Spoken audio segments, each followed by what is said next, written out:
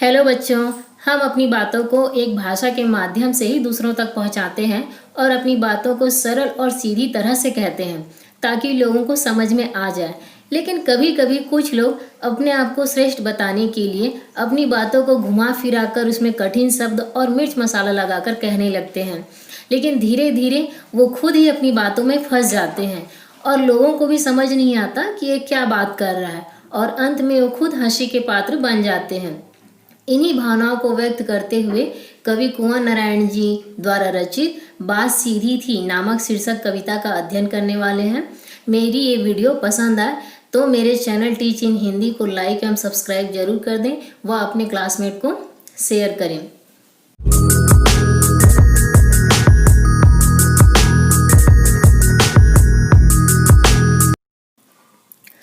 बच्चों, अब चलते हैं पाठ की ओर जिसका शीर्षक है बात सीधी थी पर। बात सीधी थी पर, बात सीधी मतलब बात सरल है, पर इसमें कभी नहीं लगाया है। पर का मतलब है कि आगे हो सकता है कि बातों को कुछ घुमा फिरा के कह दिया गया हो या बातों में कुछ हेर फेर कर दिया गया हो, तो इसी चीज को कवि आगे कह रहे हैं। बात सीधी थी पर एक बार भाषा के चक्कर में जरा टेढ़ी फंस गई। उसे पाने की कोशिश में भाषा को उल्टा पलटा तोड़ा मरोड़ा घुमाया फिराया कि बात या तो बने या फिर भाषा से बाहर आए, लेकिन इससे भाषा के साथ साथ बात और भी पेचीदा होती चली गई। आप सामने स्क्रीन पे देख रहे होंगे इसका संदर्भ और प्रसंग। तो संदर्भ में प्रस्तुत पद्यांश हमारी पाठ्य पुस्तक आरोह भाग 2 में शामिल कुंवर नारायण जी द्वारा रचित कविता बात सीधी थी पर से ली गई है। और प्रसंग, इस पद्य में कवि ने अपने विचारों को जन समूह के बीच कहने के लिए प्रयोग की जाने वाली भाषा में सहजता और जटिलता के महत्व को बताया है। अब चलते हैं इसकी व्याख्या की ओर।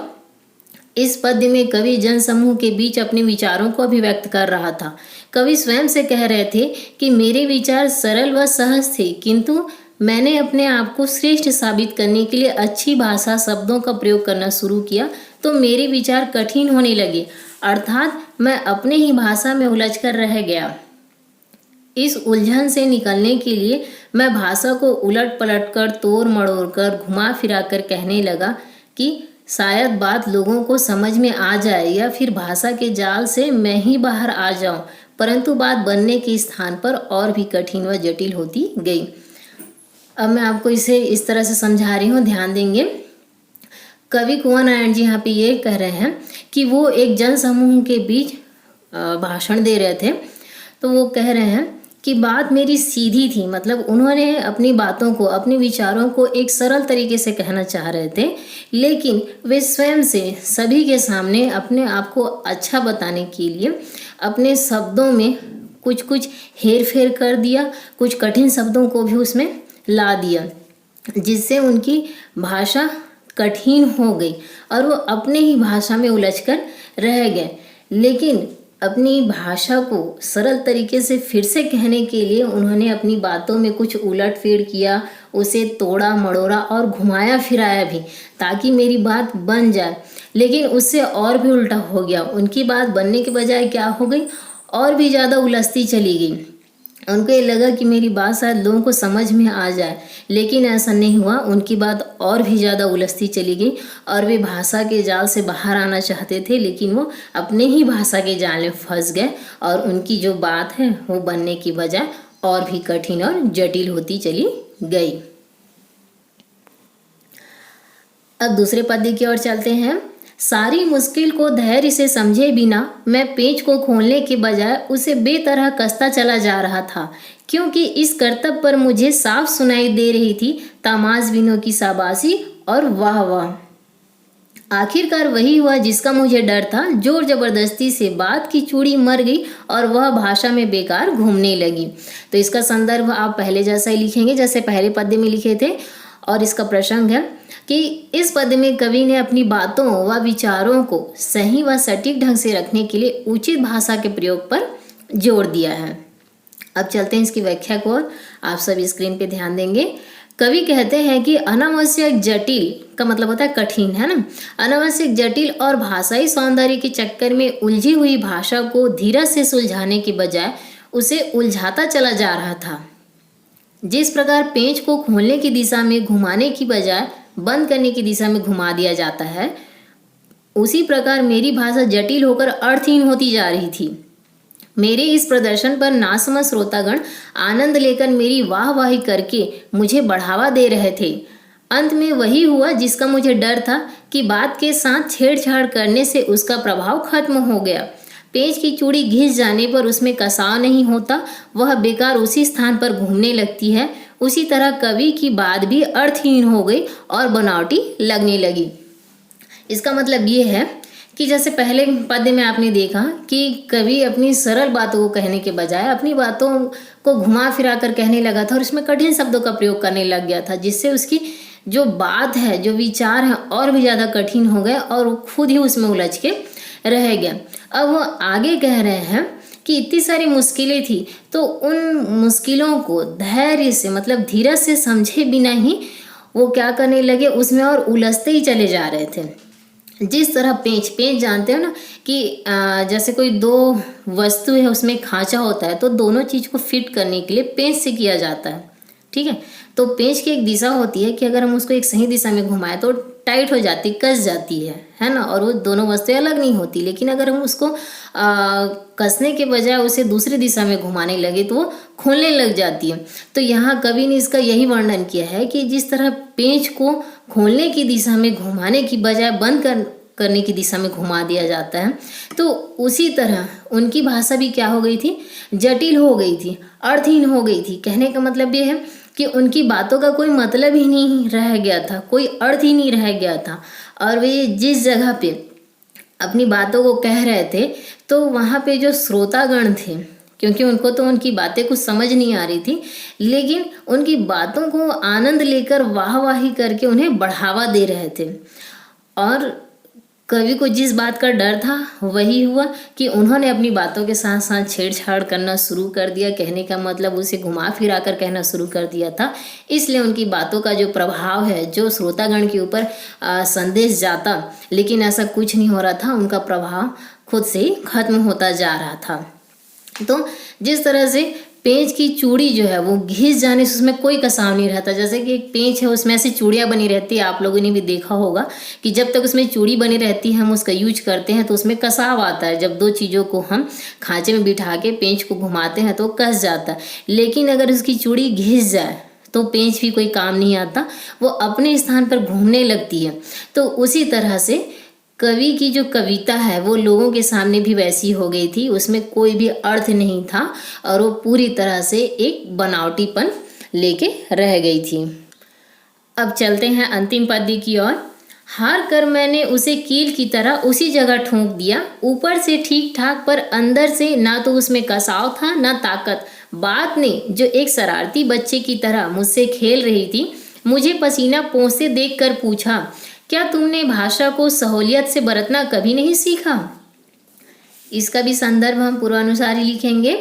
और प्रश्न, इस पद में कवि ने स्पष्ट किया है कि अपने विचारों, बातों को बोलने के लिए सटीक व सरल भाषा का प्रयोग न करने का क्या परिणाम होता है। कहने का मतलब ये है कि हमें अपनी बातों को सीधी तरह से ही कहना चाहिए। अगर हम उसे सीधी तरह से ना कहें तो उसका क्या परिणाम हो सकता है। अब इसकी व्याख्या कवि कुंवर नारायण जी कहते हैं कि जब वे सौंदर्य भाषा का प्रयोग करके भी अपने सरल विचारों को व्यक्त नहीं कर पाए तो निराश होकर उसने भावों में कठिन भाषा को भर दिया। कवि का यह कार्य ऐसा ही था जैसे कि कोई पेंच की चूड़ी मर जाने पर उसे कील की तरह ठोक देते हैं। इससे पेंच ऊपर से तो ठीक लगता है लेकिन अंदर उसकी पकड़ में ना तो मजबूती होती है और ना ही कसाव। ठीक इसी प्रकार कवि के अभिव्यक्ति में ना तो कोई भाव था और ना ही कोई संदेश। अपने स्वयं के खराब प्रदर्शन से कवि बार बार पसीना पोंछता है। यह देखकर उसके मन में किसी शरारती बच्चे का भाव आने लगता है जो उसे छेड़ते हुए पूछता है कि क्या तुमने भाषा को सरल व उचित ढंग से प्रयोग करना कभी नहीं सीखा। यहाँ पे कवि ये कहना चाह रहे हैं कि उन्होंने अपनी बातों को सरल तरीके से व्यक्त करने के लिए क्या क्या नहीं किया, सौंदर्य भाषा का प्रयोग किया, लेकिन फिर भी अपनी बातों को वो सही तरीके से नहीं रख पाए क्योंकि उनकी भाषा और भी ज़्यादा कठिन होती चली गई थी जिसमें खुद ही उलझ कर रह गए थे। तो कवि का ये जो कार्य था वो बिल्कुल ऐसे ही था कि जैसे पेंच की चूड़ी, मैंने अभी पिछले पद्य में आपको बताया कि पेंच की चूड़ी जब तक रहती है तब तक वो काम आती है, और उसकी चूड़ी अगर मर जाए तो फिर किसी काम की नहीं आती। तो यहाँ पे कवि ने क्या कहा कि वो अपनी बातों से बाहर ही नहीं निकल पा रहे थे, तो इसलिए उन्होंने जिस तरह पेंच की चूड़ी मर जाने पर उसे कील की तरह ठोक देते हैं। कील अलग होता है ना, कील को हम हथौड़े से एक जगह ठोक देते तो मजबूती में रहती, लेकिन पेंच की चूड़ी घिस चुकी है और उससे काम नहीं बन रहा है, तो अगर हम उसे कील की तरह ठोक दें तो ऊपर से तो ठीक लग जाता है, लेकिन अंदर से उसमें कोई मजबूती नहीं रहती और ना ही कसा, वो बाद में ढीली होकर फिर निकल ही जाएगी। तो उसी तरह कवि का जो विचार था, जो कहना चाह रहे थे, उसमें भी कोई भाव नहीं था और ना ही कोई संदेश, क्योंकि उनकी बातें पूरी तरह से उलझ कर रह चुकी थी। तो वे स्वयं के खराब प्रदर्शन से बार बार पसीना पोंछने लगे थे। तो ये देख के उनके स्वयं में ही उनके मन में एक शरारती बच्चे, जो एक नटखट बच्चा होता है ना, उसी बच्चे का भाव उनके मन में आने लगा और उसे ही छेड़ते हुए पूछते हैं कि क्या तुमने भाषा को सरल व उचित ढंग से प्रयोग करना कभी नहीं सीखा। वो अपने खराब प्रदर्शन से खुद से शर्मिंदगी महसूस कर रहे थे, है ना। तो उनके मन में एक नटखट बच्चे का भाव आता है, वो उसी से प्रश्न करता है कि क्या तुमने भाषा को, मतलब अपनी बातों को सरल व उचित ढंग से प्रयोग करना कभी नहीं सीखा है। तो इस पद्य का मतलब सार ये है कि हम अपनी बातों को अगर सरल और सहज तरीके से कहते हैं तो लोगों को आसानी से समझ में आ जाता है, क्योंकि हम अपनी भाषा के माध्यम से ही अपने विचारों को सामने वाले में व्यक्त करते हैं। लेकिन कभी कभी हम अपना बड़प्पन दिखाने के लिए, अपनी प्रशंसा करने के लिए अगर अपनी बातों को घुमा फिरा कर उसमें मिर्च मसाला लगा के और कुछ ज़्यादा ही बड़ी बड़ी बातें और उसमें कुछ कुछ कठिन शब्दों का प्रयोग करके कहने लगे तो धीरे धीरे उस बातों में हम खुद ही फंस जाते हैं। बाद में हमें खुद को भी समझ नहीं आता कि हम क्या बात कहने वाले थे। हमें तो स्वयं भी समझ नहीं आता और सामने वाले को भी समझ नहीं आता कि हम क्या बात कर रहे हैं। और इससे क्या होता है, इसका परिणाम कि अंत में हम खुद ही अपने ही बातों में फंस कर रह जाते हैं और लोगों के सामने शर्मिंदगी महसूस करने लगते हैं, जिस तरह से यहाँ पे कवि को महसूस हो रहा है। क्योंकि उन्होंने भी वैसा ही किया, लोगों के सामने एक अच्छा सा वक्तव्य दे रहे थे, लेकिन उन्होंने अपने आप को बड़ा दिखाने और प्रशंसा करने के लिए अपने वक्तव्य, अपने विचारों में कुछ कुछ कठिन शब्दों का प्रयोग करना शुरू कर दिया, जिससे वे अपनी भाषा में उलझ कर रह गए। तो बच्चों, ये हो गया इस पाठ का पूरा व्याख्या। अब चलते हैं कुछ महत्वपूर्ण प्रश्न उत्तर की और अब देखते हैं कुछ महत्वपूर्ण प्रश्न उत्तर। पहला प्रश्न है, भाषा को सहूलियत से बरतने से क्या अभिप्राय है। मतलब भाषा को सहूलियत यानी आसान तरीके से हम कहें तो उसका क्या मतलब है। उत्तर है, भाषा को सहूलियत से बरतने से अभिप्राय है कि स्वयं को सबके सामने अच्छा व श्रेष्ठ साबित करने के लिए कठिन शब्द, बनावटी और घुमा फिरा कर अपनी बात करने की बजाय सरल, सहज और अर्थपूर्ण बातें करनी चाहिए जो सभी के समझने योग्य हो। जैसा कि हमने पद्य में ही पढ़ा है कि हमें अपनी बातों को लोगों के सामने बहुत ही सरल और आसान तरीके से कहनी चाहिए ताकि सामने वाले को समझ में आए। तो यही इसका अभिप्राय है। दूसरा क्वेश्चन है, बात और भाषा परस्पर जुड़े होते हैं किंतु कभी कभी भाषा के चक्कर में सीधी बात भी टेढ़ी हो जाती है, कैसे। मतलब ये है कि हमारी बात और हमारी भाषा जो है वो एक दूसरे से जुड़े रहते हैं, लेकिन कभी कभी हम अपनी भाषा के चक्कर में ही अपनी सीधी बात को भी टेढ़ी कर जाते हैं, ऐसा क्यों। तो इसका उत्तर है कि बात और भाषा परस्पर एक दूसरे से जुड़े होते हैं। बात का अर्थ होता है भाषा, भाषा के द्वारा ही हम अपनी बातों को दूसरे तक पहुंचाते हैं। जिस बात को हम सीधी और सरल शब्दों में कह सकते हैं उसे और अधिक प्रभावपूर्ण बनाने के लिए कठिन और जाल युक्त शब्दों में कहने का प्रयास करते हैं तो सीधी बात भी टेढ़ी हो जाती है। ये इस पूरे पद्य में बताया है कि अगर हम अपनी बात को सीधे तरीके से कहें तो बात सहूलियत लगती है, लेकिन हम अपनी बातों को और भी ज़्यादा प्रभावपूर्ण बनाने के लिए उसमें कठिन और जाल युक्त शब्द ऐसा करके कहने लगे तो जो सीधी बात होती है वो भी टेढ़ी हो जाती है। और तीसरा क्वेश्चन है, कवि पसीना क्यों पोंछने लगा। जैसे अंत के पद्य में हमने पढ़ा कि कवि अंत में पसीना पोंछने लगता है, क्यों। तो कवि अपने विचारों से लोगों को प्रभावित ना कर पाने की शर्मिंदगी के कारण पसीना पोंछने लगा, क्योंकि कवि एक वक्तव्य दे रहे थे, तो उस वक्तव्य के दौरान वे अपनी बातों को, अपना जो संदेश देना चाहते थे अपने विचारों से, तो लोगों को वो संदेश दे नहीं पाए, लोगों को अपनी बातों से प्रभावित नहीं कर पाए। तो इस कारण से उसे शर्मिंदगी महसूस हो रही थी, जिसके कारण वे पसीना पोंछ रहे थे। अब चलते हैं अगले क्वेश्चन की ओर। बात को कील की तरह ठोकने का क्या तात्पर्य है? तो ये है, बात को कील की तरह ठोकने का तात्पर्य है कि प्रभावहीन और निरर्थक हुई बात को किसी भी तरह लोगों को समझाकर वहीं खत्म कर देना। प्रभावहीन का मतलब है जिसका कोई प्रभाव ही ना होना, निरर्थक जिसका कोई भी अर्थ नहीं है। तो ऐसी बातें जिससे लोगों में कोई प्रभाव ही नहीं पड़ रहा है और जिसका कोई अर्थ ही नहीं हो रहा है, तो उस बातों को लोगों को समझाकर वहीं पे खत्म कर देना, ये क्या बताता है कि बात को कील की तरह ठोक देना। उसके बाद अगला क्वेश्चन है, कवि ने भाषा की तुलना किससे की है और क्यों? उत्तर है, कवि ने भाषा की तुलना पेंच से की है, क्योंकि यदि पेंच को लगाने की दिशा में ना घुमाकर उल्टी दिशा में घुमा दिया जाए तो पेंच सही कसाव से नहीं लग पाएगी। उसी प्रकार कही जाने वाली बात सरल व सहज ढंग से कहने की बजाय घुमा फिरा कर कही जाए तो बात क्या हो जाती है? निरर्थक हो जाती है। जैसे पद्य में समझाया गया कि पेच को हम उसके लगाने की दिशा में ना घुमाकर हम उल्टा घुमाएं तो पेच क्या हो जाती है? ढीली हो जाती है, वो कसाव नहीं ला पाती। उसी तरह से अगर हम अपनी बात को भी सरल और सरल ढंग से ना कहें, उसके बजाय उसे घुमा फिरा कर कहने लगे तो हमारी बातों का कोई अर्थ नहीं रह जाता।